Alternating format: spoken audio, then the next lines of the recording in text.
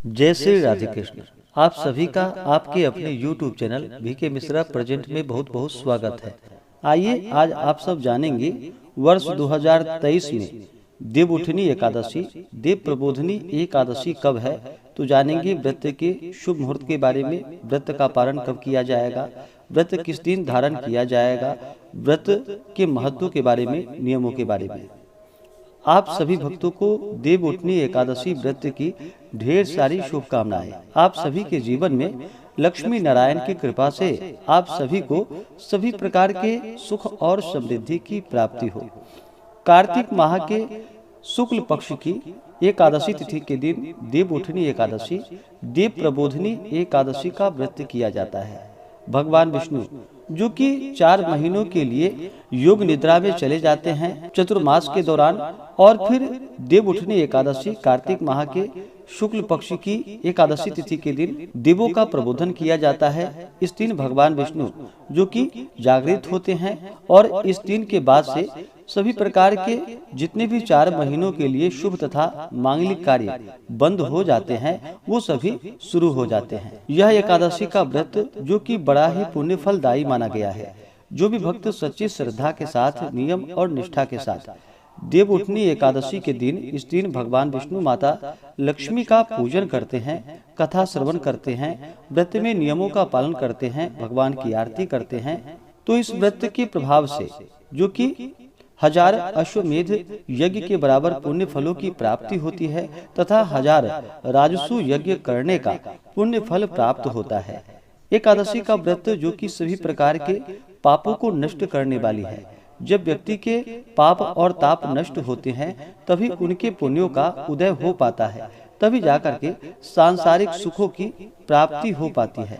एकादशी का व्रत जो कि प्रत्येक माह के कृष्ण पक्ष और शुक्ल पक्ष की एकादशी तिथि के दिन एकादशी का व्रत किया जाता है। इसे एकादशी या 11 व्रत के नाम से जाना जाता है। एकादशी का व्रत भगवान विष्णु, भगवान श्री कृष्ण को अति प्रिय होता है। तो आइए जानते हैं देवउठनी एकादशी व्रत के शुभ मुहूर्त के बारे में। इस बार वर्ष 2023 में कार्तिक माह शुक्ल पक्ष की एकादशी तिथि प्रारंभ समय जो कि 22 नवंबर 2023 दिन बुधवार रात्रि 11:06 और एकादशी तिथि की जो समाप्ति होगी वह 23 नवंबर 2023 दिन गुरुवार को रात्रि 9:04 पे।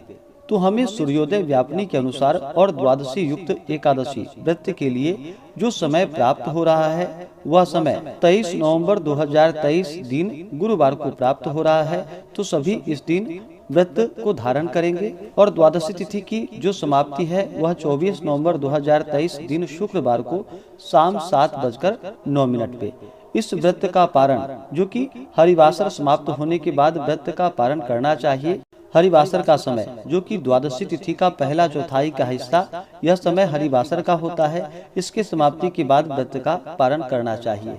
तो जो भी व्रत का पारण करने वाले हैं वो सभी 24 नवंबर 2023 दिन शुक्रवार को व्रत का पारण करेंगे।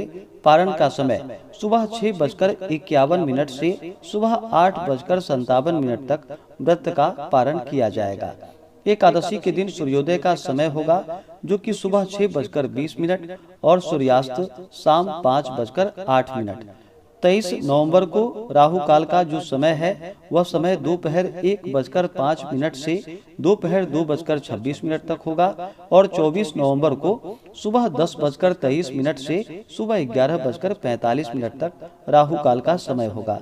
राहु काल समय के दौरान कोई भी शुभ कार्य या नया कार्य नहीं करना चाहिए, यह लाभप्रद नहीं होता है, इस बात का ध्यान रखिए। योग जो कि बड़ा ही अच्छा योग इस बार बन रहा है जो कि अनंत फलदायी माना गया है।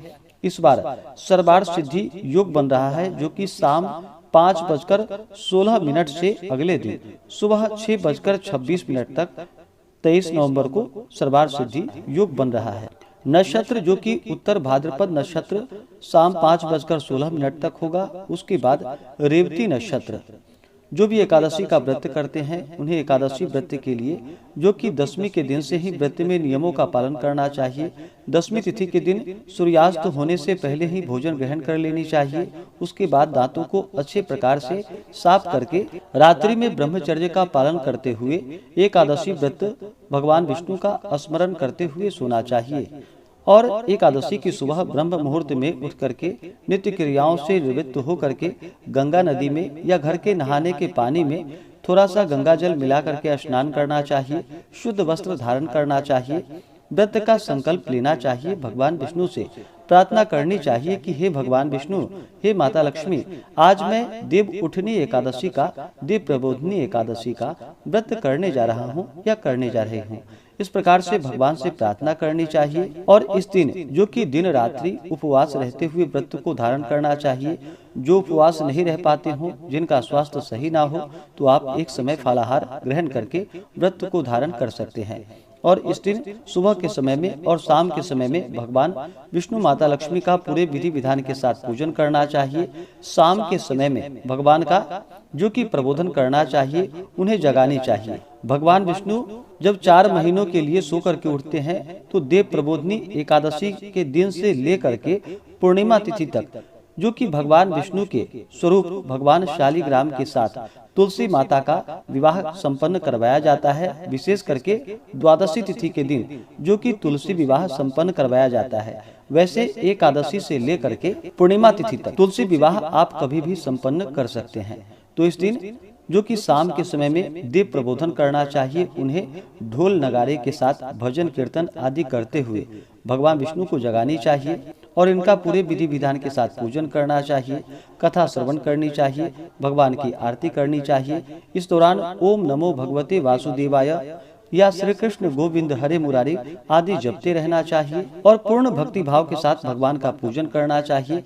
व्रत के दौरान किसी के ऊपर क्रोध नहीं करनी चाहिए।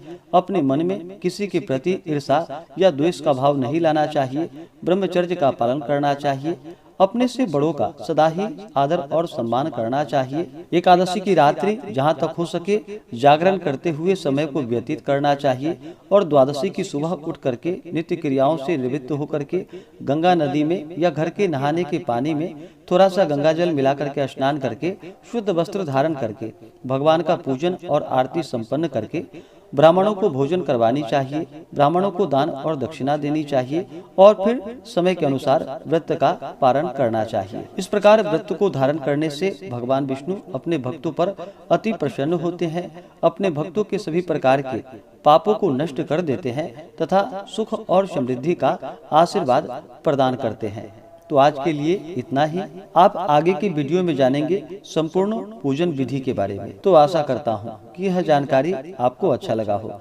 ऐसे ही ज्ञानवर्धक जानकारियाँ प्राप्ति के लिए व्रत पूजा महत्व आदि के बारे में जानकारियाँ प्राप्त करना चाहते हो तो हमारे चैनल पे बने रहें। चैनल पे अगर आप नए हैं तो चैनल को लाल बटन दबा करके सब्सक्राइब करें, साथ में बेल आइकन घंटी को दबाएं ताकि वीडियो का नोटिफिकेशन आपको समय से मिलता रहे। वीडियो को लाइक करें, शेयर करें। सुखी रहें और स्वस्थ रहें। भगवान विष्णु माता लक्ष्मी का कृपा आप सभी भक्तों पर सदा बना रहे। जय श्री राधे कृष्ण। धन्यवाद।